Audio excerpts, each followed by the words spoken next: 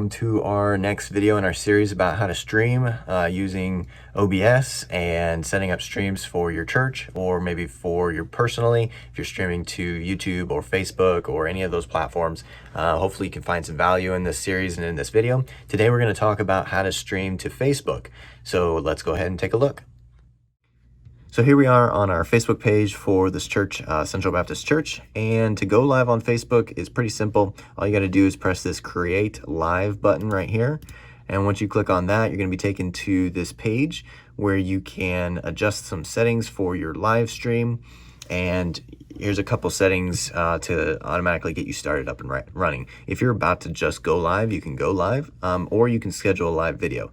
What scheduling a live video does for you is it makes it so that there's a post ahead of the streaming that tells you that you guys are going to be live in a little bit. And why that is helpful is it allows your people to be able to share this around before you actually go live, and so you can probably get some more hits. So you can see here we're planning to go live, and it tells you the time and the date and the video. It also tells you to get a reminder when we go live, and you can give out notifications and things like that. So it is a benefit to go to schedule that video. A couple other things is I would use a stream key, and then you get that stream key right here. You can copy that and copy the server URL, and you can open up OBS.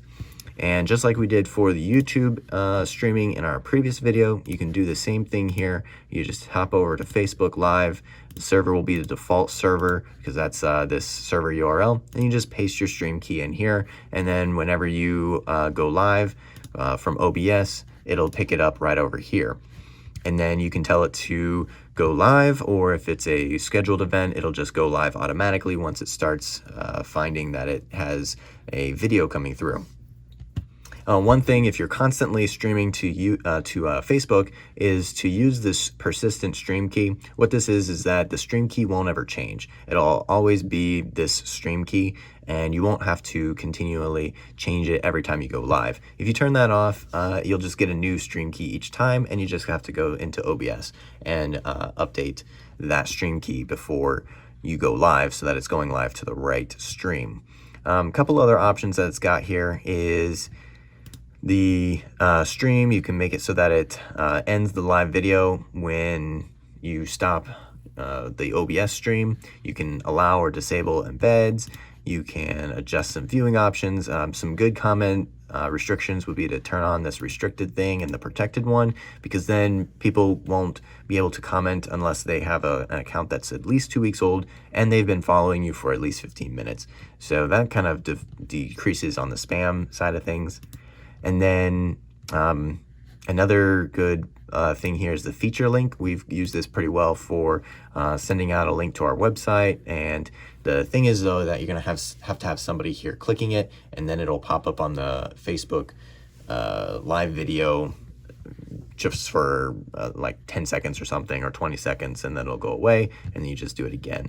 Stream health is a good tab to see when you are actually streaming, so that you can make sure that you're getting a good video bit rate and everything is coming in great.